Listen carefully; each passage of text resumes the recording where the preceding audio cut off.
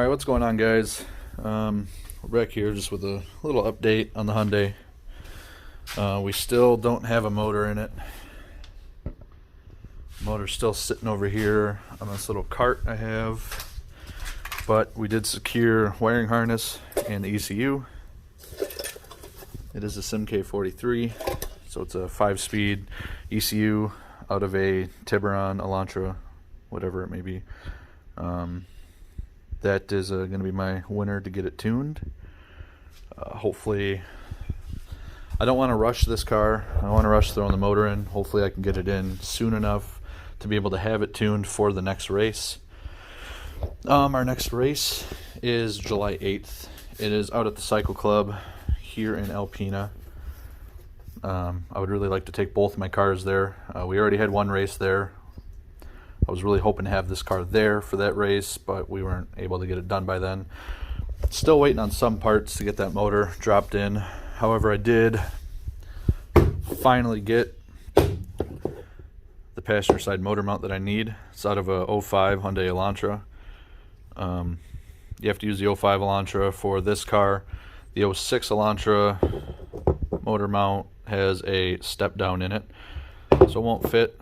This is the one I needed. My buddy Tyler Outingdyke over in Canada, he yanked that out of pick and pull, had it shipped over to me, and the tracking number said it was not going to be here until this coming Friday, which it's Monday now, but it showed up today in the mail, so that's nice. I could slap that on the motor and get the motor put in today, but I would rather wait until I get alternator and all that stuff and put all that on the motor before it goes in the car, and just to have all the wiring butted up on the back of the motor where it needs to be instead of trying to reach back there after I get the motor in.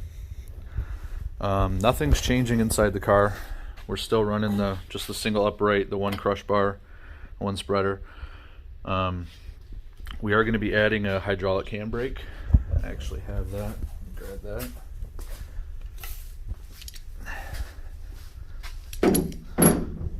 It's just a little $50 Amazon hydraulic handbrake. I just bought the least expensive with the best reviews. So this one had like a 4.7 star review. I got 2 of them. I put one in my Grand Am, which you guys kind of saw a glimpse of in my last video of this car.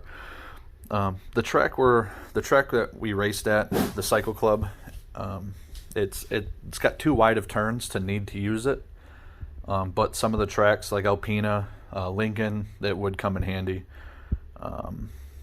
It would just be nice to have. I do still have the stock cable handbrake in this. It does work, but I don't think it works good enough, and it's gonna lock up a lot better with the hydro. Yeah, I know a lot of people were talking me down for swapping a motor into this car after I blew it up. Told me to just buy another car. They said it's cached, but I don't know. It's still not in bad shape. I mean, this is the side that takes all the hits, being they're all right-hand turns, except Alpena's got one left-hand turn. That's from a fork on a front-end loader when I broke my CV axle in Posen last year. So that's not from a car. That's from a fork. I still do need to get one of these tires swapped out. I was able to secure another pair of these exact same tires. They're just downstate at my mom's house in St. Clair Shores, so I have to get those from there.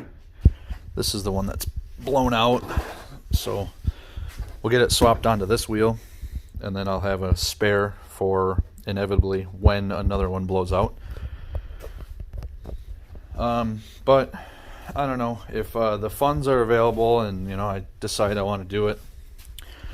We got a nice little turbo down here. My buddy Jeff gave this to me. He had it sitting in his garage.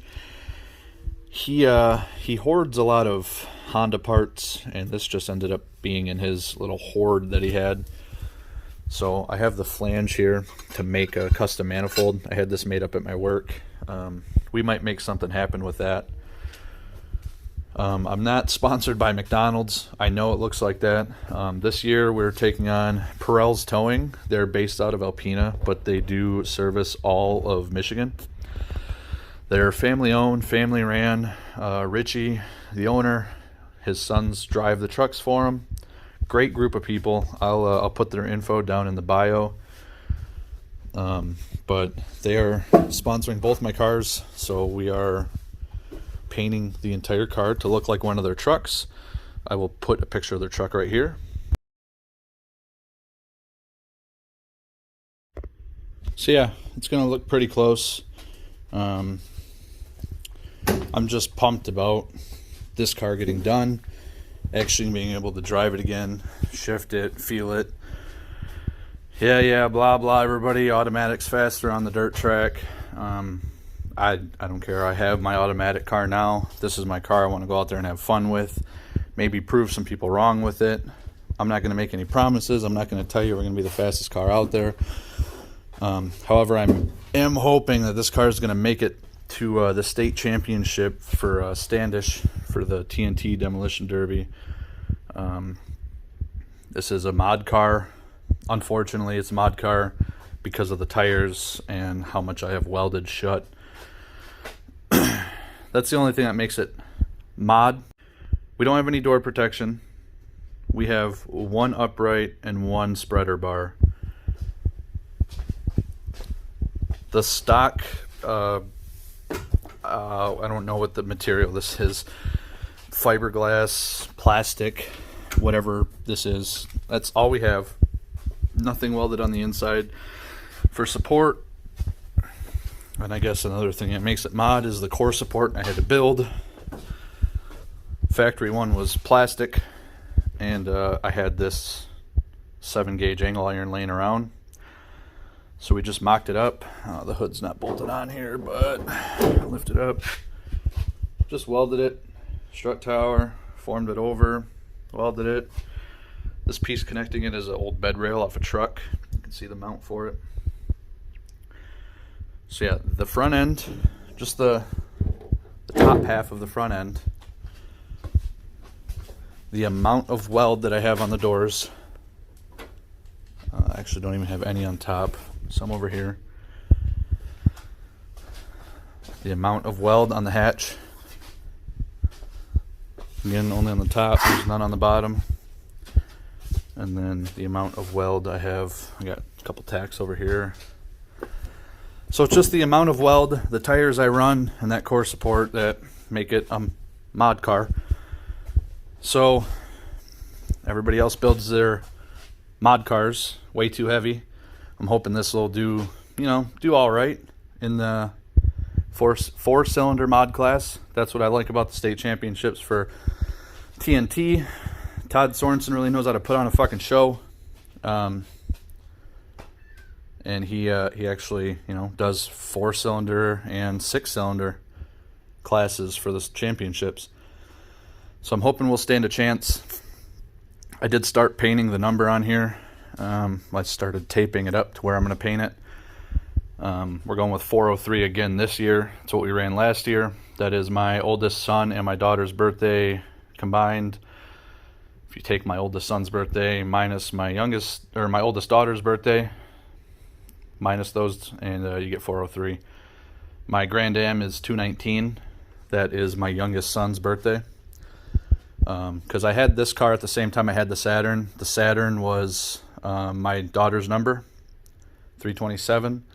This car was my son's number, but there's somebody local that races the same number, so I just took them and combined them. Was hoping to have, one car per kid so I could have their birthday as a number, but we'll just stick with 2 cars for now. Only have 2 trucks, only have 2 trailers anyways. But I don't know, it's going to be a hell of a year. I'm hoping I can retain the factory cluster with the new motor. I'm going to have to do some jumper harness wiring stuff, because without that, I'm not sure if we can do the launch control. I do have to wire up vehicle speed sensor, or a wheel speed sensor. The transmission will have a vehicle speed sensor. I need a wheel speed sensor that pairs to that ECU in order to also have the launch control. But yeah, just a little quick update video. I don't even think a lot of people watch these. I'm gonna try to pursue YouTube quite a bit more. I'm gonna post every chance I get. Any changes we make to the car. Next video you'll probably see of this car is the motor going in. Hope in a week or two. We got until July 8th, like I said, before the next race. So should be able to make some jam on this car, get some stuff done. Don't have anything to repair. Tie rods are straight. Control arms are good. Everything in the rear is good. We're just gonna have to run the brake lines, the new brake lines in the car. Gonna keep the factory fuel tank. We ran it all last year with no problems. So there's no point in changing that out. Yeah, everything on the front's the same. We're running the same size tires. I do have these here. This one's brand new. I found on Facebook Marketplace. It's a 27 by 914 Maxxis Coronado. The guy said he ordered the wrong size and they would not let him ship it back, and I got that for 25 bucks. He had two identical ones, slightly used, just about the same size, amount of tread, no tits on the tires. $25 a piece. I got all three for 75 bucks. So two of them are on the front of my Grand Am right now. The two I had on the front of the Grand Am, obviously, we had some problems with the Grand Am. We had the real cheap, flimsy 14-inch Cavalier wheels on the front, the steel wheels. And yeah, I'm just going to insert a clip so you can see what happened at that first race.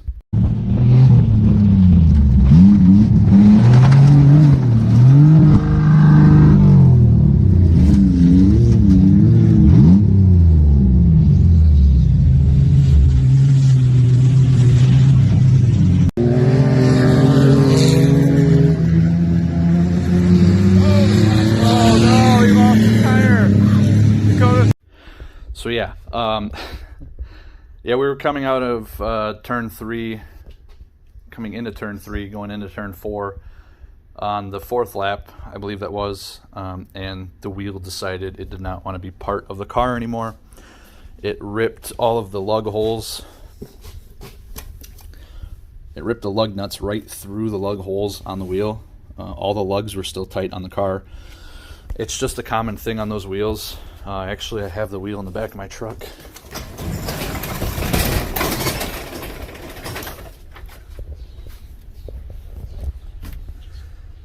So yeah, you can see it kind of just ripped right through there. And then it just threw itself off into the racers that were standing on the side of the track. And good buddy there, Tyler Erickson, just goes,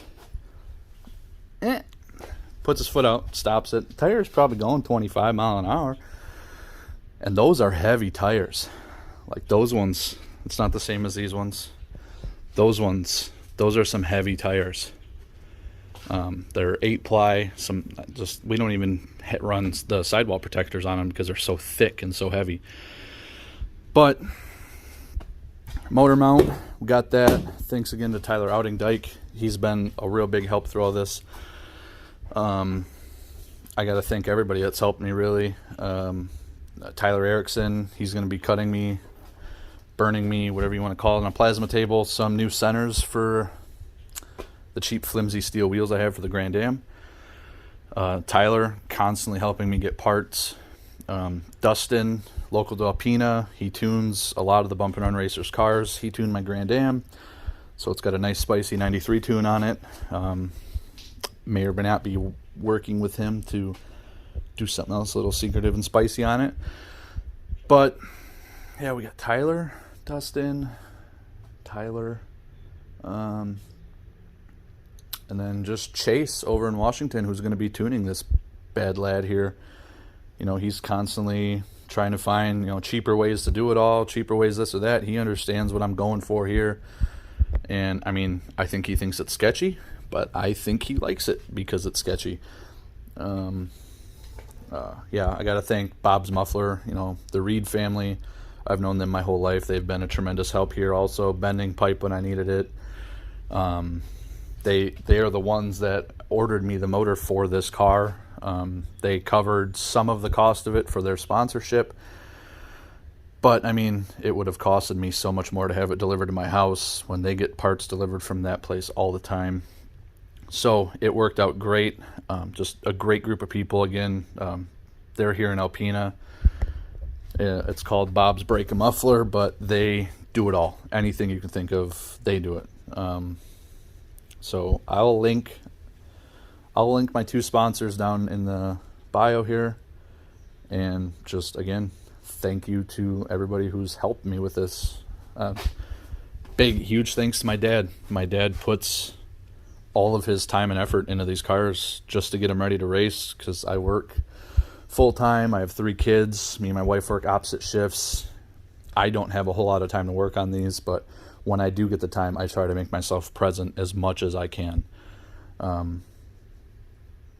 But yeah, everybody that's helped me, it's been a tremendous help. My wife, just for supporting me in this. She, my kids love watching me race, and she loves watching my kids be happy. So she's been a big support to this. But I'm going to stop rambling.